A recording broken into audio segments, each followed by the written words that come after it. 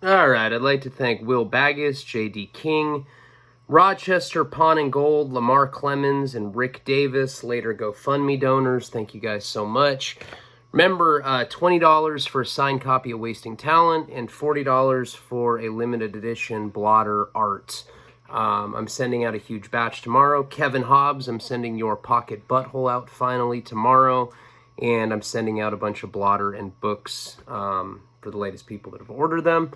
So let's get into the story. This is my 5 years in federal prison, part 27. And where we had left off last time, I'd gone to the hole. I'd gotten a dirty drug test, and they wanted me to tell on people. They wanted me to give up 3 people that, that I knew were dirty. And they said that they would make the charge go away. And I refused to do so. So I didn't see DHO for an entire month. And then I got sentenced to a month in the hole. So I did 60 days in solitary confinement, no book, no radio, no nothing. Had a cathartic experience and really examined my life. It was very deep, painful introspection, especially when my grandfather died. Never again did I want to be in a position where I lost a family member and the only comfort that I could give my mom was over a phone call while a bunch of COs sat there and watched me. I never wanted to feel that helpless again, and so I made a decision to get sober. I made a decision to change my set of friends when I got out of the hole. And when I got out, I tried to contact Gigi, and she wouldn't pick up my phone calls. She wouldn't answer. She wouldn't reply to emails.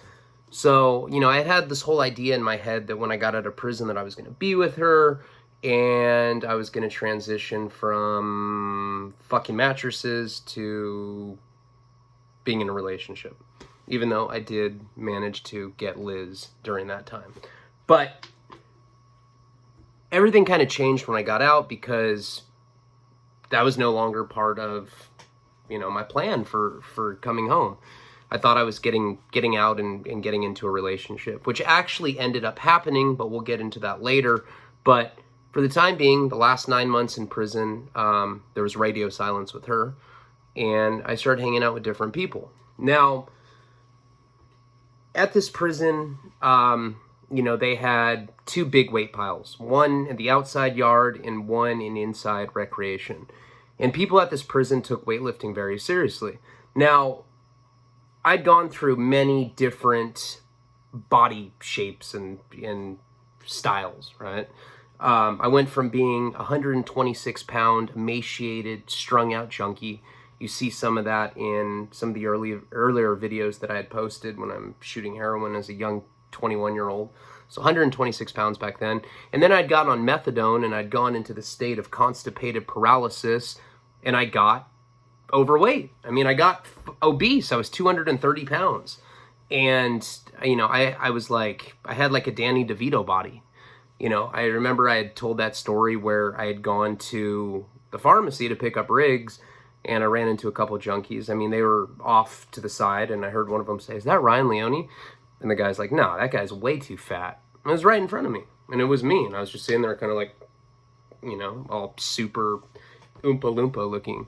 And when I was in prison, I worked out on and off, but I never really took it that seriously until like my last year at Oxford, especially after I gotten clean. And at that prison, there's different cars. A car is like a group of people. So there's different workout cars. And one of like the most popular workout cars, one of like the premier ones that anyone wanted to be in, was with that guy Nick, who had saved me from the army of vice lords that wanted to beat me up on the yard. That guy that I told you about that was from Iowa that got released under the Compassionate Care Act because he had got cancer. So Nick was in that car, and he was in there with a guy named Ryan Romnerace. Ryan Romnerace has become one of my best friends. And when I met him, he had been in prison for I think like 13 or 14 years, maybe even longer than that. He was from Wisconsin, and he was one of the most physically fit guys I'd ever met. He weighed like 157 pounds, and he could bench press like 325. You know, for pound, he was probably the strongest guy on the entire compound. And what had happened with him is he was selling cocaine in Wisconsin, allegedly, and he'd gotten busted by the feds, and they asked him to give up his connection, which happened to be one of his good friends. And they said, you can cooperate with us and we'll give you under 10 years, or you can not cooperate with us and we're going to give you 20 years. But you have to give up your friend. And Ryan said, go fuck yourself. I saw this on paperwork. This is actually what he told the feds. And they ended up giving him 18 years in prison. He told me that he was at Oxford when 9/11 happened. So he had been there for a long time. And he was, like I said, one of the most physically fit people I'd ever met. And he was also one of the most intellectual people I had ever met. And he went on to do a lot of really great stuff. He's involved with local politics. He's getting a PhD in criminology. He's, you know, my friend Seth Ferrante has done articles about him, and he is part of an organization called the Former Incarcerated College Network, I think is what it's called. It's a very great organization. And what it does is it helps people that have done time, that are pursuing different levels of education, whether it be bachelor, master, PhD. And it's really grown exponentially over the last few years. And he's one of the founders of it. He's the vice president now. I'm going to leave a link below in the description. You can check out this fantastic organization. But Ryan was really somebody that I looked up to. And I had talked to him in passing before I'd gone to the hole. And he was always nice to me. He was cordial. But there's always two different kinds of people in prison. There's the druggies that fuck mattresses. Right here. And there's people that don't do drugs for whatever reason. Maybe just while they're in prison. I know a lot of junkies that as soon as they go to prison, they just don't use while they're in prison, because that's like one of the staple rules of surviving prison. Don't do drugs. Don't gamble. Don't have sex with dudes with boobs that look like girls. If you adhere by those three rules and you're not a sex offender or a snitch, chances are a lot higher that you're not going to be killed in prison. And I did everything except for the having sex with guys thing. I ran up, insane debts, and, I gambled, I did drugs. I wasn't a snitch and I wasn't a sex offender, but pretty much everything you're not supposed to do in prison is what I did, And so there's always these two different sets of people. There's the druggies, and then there's people like Ryan Romnerace, who he was over it. I mean, he's mad at himself. He had kids. He's spending, he got sentenced to 18 years in federal prison, and he wasn't about to start catching more time for running around and being a knucklehead and doing drugs. And because I was one of those little druggies, and I was essentially the poster child for it, after I got kicked out of the drug program, I just didn't care. So I was very flagrant about it. I ran around just doing stupid stuff, almost getting killed by vice lords, doing business with the snaggletooth butt pirate up in education. I was seen publicly with Taco. Hey, man, you almost started a fucking race war with a black guy. A bunch of black people are like... And, so I was kind of an idiot, I was a druggy idiot. And after, I'd asked him before, I said, hey, can I be in your car? Everyone wanted to work out with these guys. And the reason that you'd want to work out with one of these, respected workout cars is they always, had different weights waiting for them. Like they had the best dumbbells. The flat bench was always reserved for them. They had a few flat benches, but they'd always have the same one, same time, every day. And they were just very respected, in the yard. And I'd asked Ryan if I could be part of it, and he had said no, straight up. No. He didn't say because I think you're an idiot, and you're a junkie, and you have sex with mattresses. But it's clear that I was just kind of like on a different trip than him. But after I got out of the hole, I think that he could see that I genuinely wanted to change. And he took on a surrogate brotherly role to me, him and Nick. And they let me in their workout car. And fitness is something that I don't think is espoused enough in prisons and any sort of reformatory or in treatment centers. with all the drugs that I've done and that we've all done as addicts, we wage neurological warfare on our minds, and our neurology gets out of whack. The dopamine and endorphins that get released get very confused, your wiring gets crisscrossed, and it takes many years to be able to get back to a place where you're functioning with normal efficacy.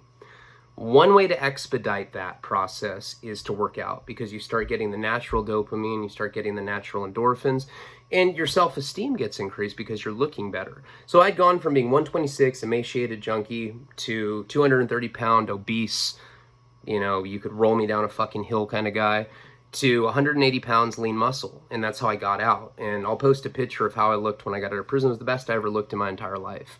And I really, deciding to get sober was one thing, but these guys adopting me as not only just as part of their workout car, they gave me really good advice. They taught me how to live a much more productive life in there. So my schedule was this. I would wake up at 5 a.m. Now, they had a pull-up bar and dip bar in the unit. Not very many prisons have this, but at Oxford, Wisconsin was a much nicer prison than other prisons that I've been to. I'd wake up at 5, and I would go do, my pull-ups, push-ups, and dips every single morning. Then I'd go to breakfast, and then I'd go write all day, every day. And then I'd go lift weights around 6:30 with this new car that I was part of. And, I'd read current events, newspaper, magazines, stayed up on stuff, and I read a lot of novels. So I was very conditioned mentally, emotionally, physically, spiritually. I was just in a very, very good place. And I had sold all the porn. I had liquidated it. I'd gotten a bunch of books of stamps. And what I did is I put it into another poker table. So the last 9 months in prison, my parents weren't sending me money because they had sent me money to pay off King. And I was living off this poker table that I was running. And what I was doing with my money is I was spending it all on high-end protein. Oxford's one of the only prisons that I've ever been to where they sell something called egg cents, which is like a big bag of egg white powder. They also sold these little whey protein bars. They sold mackerel, tuna. You could buy 50 eggs from the kitchen, from the paisas, for $5, and you could buy big bags of chicken, and you could buy extra milks from people that would smuggle them, back from the chow hall. You can always, people always leave their extra milk at the table, and sometimes, after breakfast, you go around and you grab the milk and you kind of hide it on you. When you walk out of the chow hall, the COs will always shake you down. They'll always shake at least somebody down because they know that people smuggle food out of the kitchen. Smuggle food, they smuggle sugar to make pruno. So COs are always shaking you down. You put your arms out, and they kind of feel you up, and usually they find stuff. They'll find a bag of chicken that you're trying to smuggle, and you don't get in trouble, they just take it from you. So you always see all these confiscated food items, a bunch of apples, a bunch of milks. I remember one time, it was a Sunday. On Sunday they do brunch, so they do eggs and pancakes and sausage. It's the best. It's called the Grand Slam in the state prison system, and federal prison they have brunch. It's very comparable. It's better in the state though. Food in the state is much worse, but the Grand Slams I fucking lived for in state prison. It's the best meal of the whole week. But one time I was trying to smuggle milk back out of the chow hall, to my unit, and I put some in my waistline, and then I don't know what I was thinking. This is one of the stupidest things that I've ever done. Well, that's not true, but I put a milk right here in my armpit, and I put a milk right here in my other armpit. And I walked out of the chow hall, and I was walking, and I could feel the milk kind of sliding. So I went like this, and I kind of squeezed, and the milk just exploded. It was the most ridiculous looking thing ever. COs were just standing there whistling. I'm walking out, trying to be slick, and I go like this, and milk just explodes out of me. They were like, what the fuck? They didn't even take anything from me. They were just all laughing at me. So that happened one time, the hijink stuff that was happening now that I was sober. And I was working on Wasting Talent. I was working on polishing it, getting it ready for publication. And remember, I was up in the chow hall, or I was up in the computer lab, and I was always sitting next to this guy named Charlie Harper. Charlie Harper, just to refresh your memory, he's the smartest guy I've ever met in my entire life. He taught himself how to read, write, and speak Mandarin Chinese. I mean, he taught himself how to do that.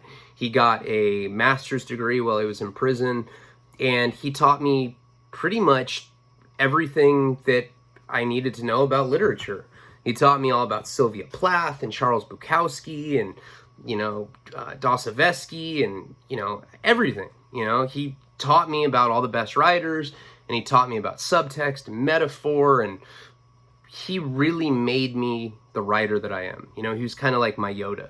And every time that I would think that I was getting closer to being done with wasting talent, I would give it to him. I'd print it out, like print out a chapter. Say, all right, Charlie, read this. And he'd always read it silently. And I'm sitting there just kind of like, I just want this guy to say that it's good enough to be published. And he'd be reading it and be like, mm-hmm.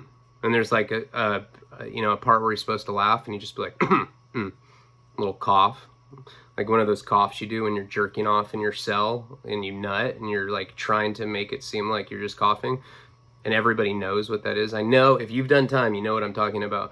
You're jerking off in the upper bunk and you're about to come, and instead of moaning, you're like, and people know what you're doing. I mean, if you've done time, you know what you're doing. I mean, anyway, I don't know why it always goes back to beating off, but anyway. So he's doing a little masturbation cough. And I'd be like, so? And he'd just shake his head. And he did this to me for years. Like, I think I was like close. I give it to him and he would just deflate my self-esteem. So I'm working on my book. I'm lifting weights and I'm getting ready to get out. I'm running this poker table. That's taking up a lot of time. I'm eating very healthy. I'm farting a lot because of the gross protein intake that I'm having. I almost got beat up several times. I mean, it got to the point where like they were like calling meetings, like different gangs and stuff. Like the Latin Kings were like, yo, yo, yo, yo. Hey, let me get at you, man. Hey, your asshole's fucking foul, dog. You keep doing that, I'm gonna see you, dog. You know what I'm talking about? I don't know what kind of accent that was, but like seriously, I almost got beat up for my farting because I was probably eating like 200 or 300 grams of protein a day. That can't even be good for you. But I just wanted to come out being, as fit as possible, and I did. I came out looking the most healthy I've ever looked.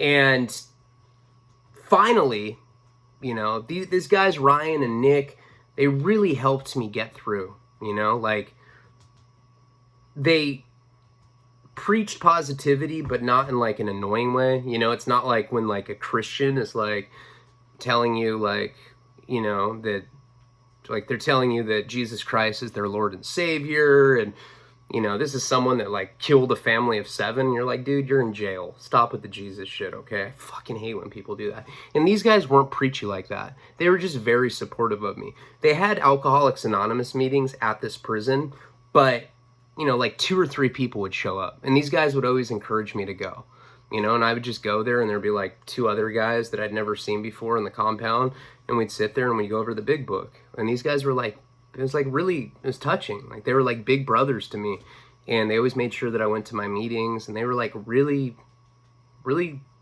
concerned about me. They really cared about me. I could tell. I made some of the best friends of my life in prison, and now Ryan's, the chairman of a bunch of very big organizations. I made him the president of my Prodigy Foundation before it got botched when I did that event.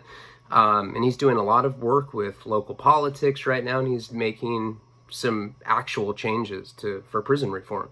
Very proud of him. But they had my back, and they were always making sure that I was, that I didn't deviate from this positive path I was taking without being too preachy.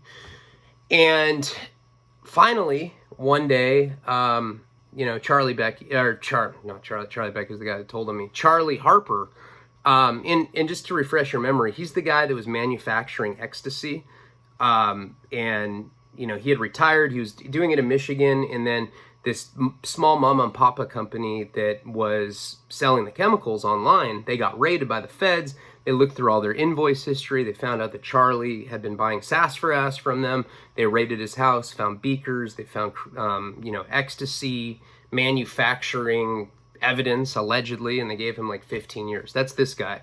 And he's the guy that taught himself Mandarin. He's the guy that was always up at the computer lab with me. And I remember maybe like 2 months before I got out of prison, I showed him like my latest rendition of Wasting Talent. And he's sitting there, mm-hmm.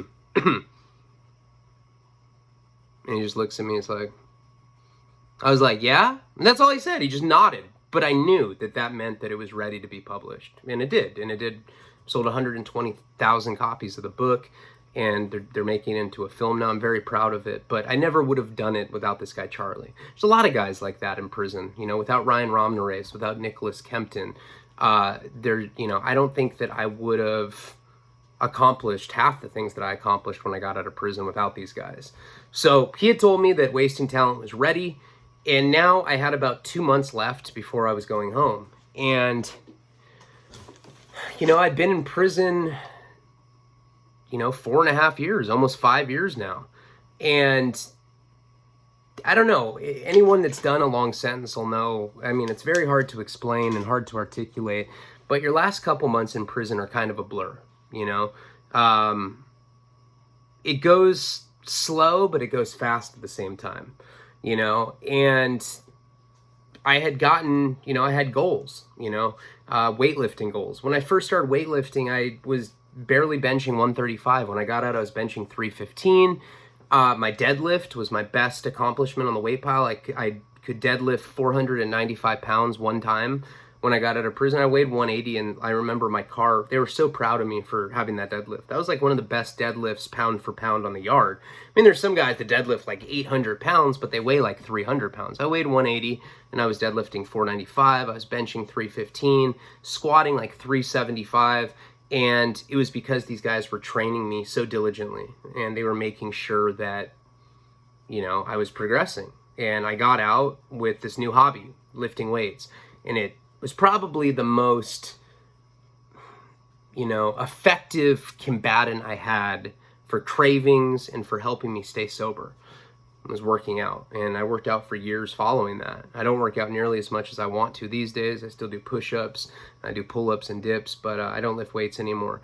But these are the guys that had kind of instilled it in my mind. You know, they taught me how to lift weights, and they taught me a lot of life skills. And, you know, I want to just dedicate this episode to these guys because they help me in ways that I can never repay, you know?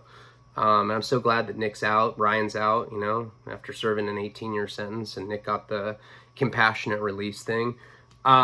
So last couple months, like I said, it kind of just went by in a blur. I finished Wasting Talent. I finished it about a week before I got out. And I remember writing the end, and I wrote Wasting Talent 2013 on it. And I kept it exactly the way that I wrote it, like that. Wasting Talent 2013, that's the way that it's published. That's the way that it is in the book. I remember how it felt, you know, when I wrote that. So here's the book.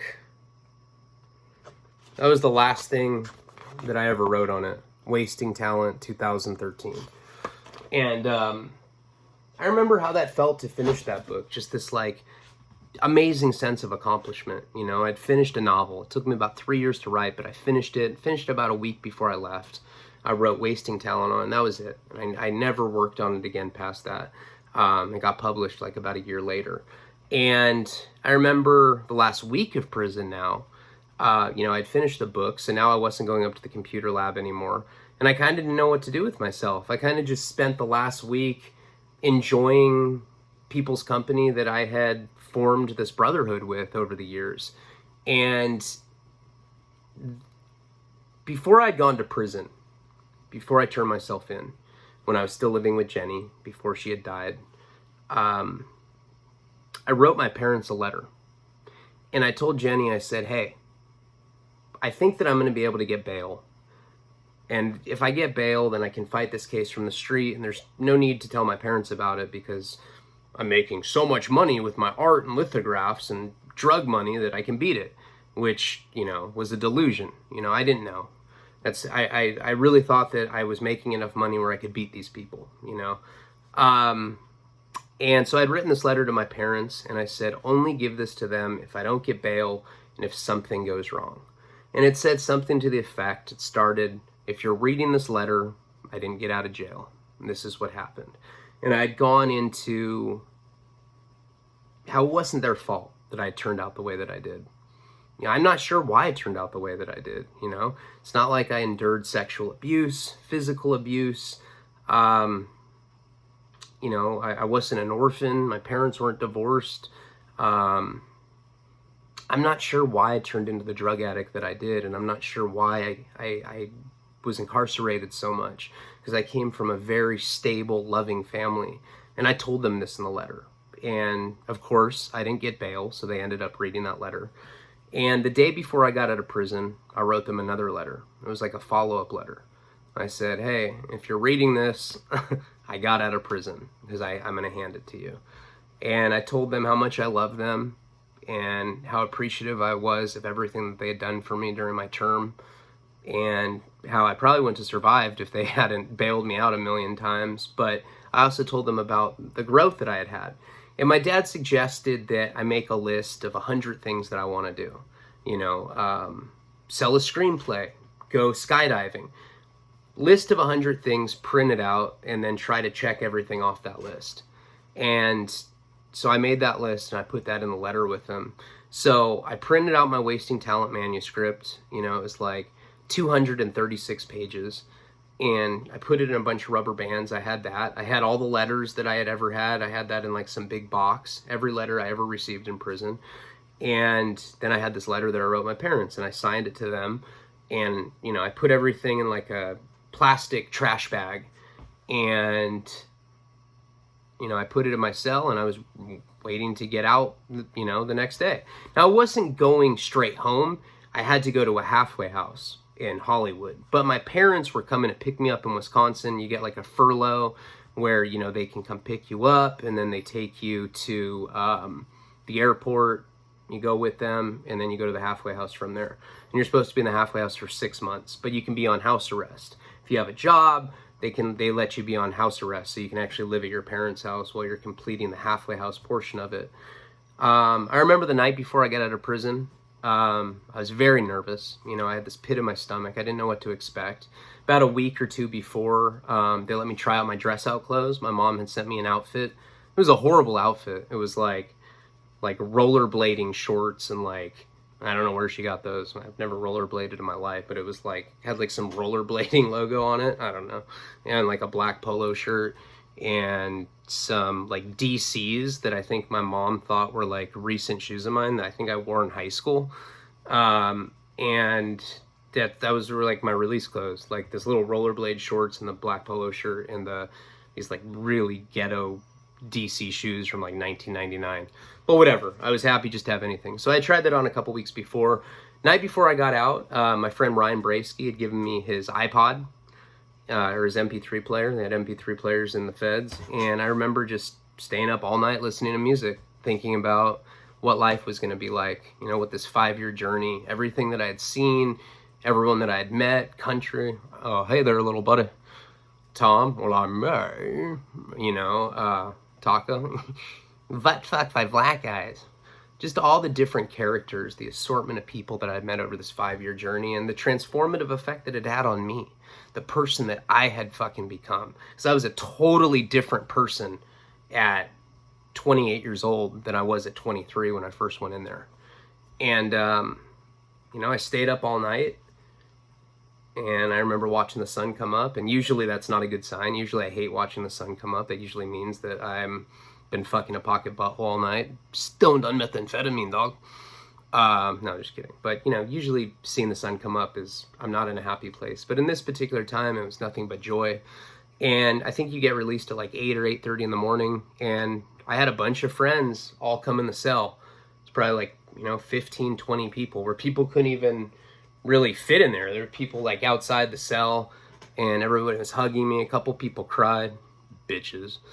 No, but, you know, it was an emotional, really nice time. And, you know, everyone told me how much they were going to miss me and wished me luck. And, you know, they called me, Leone? I'm like, it's fucking Leone. Come on, Leone, you smart ass. You want to go home or not? I grabbed my bag and I walked out.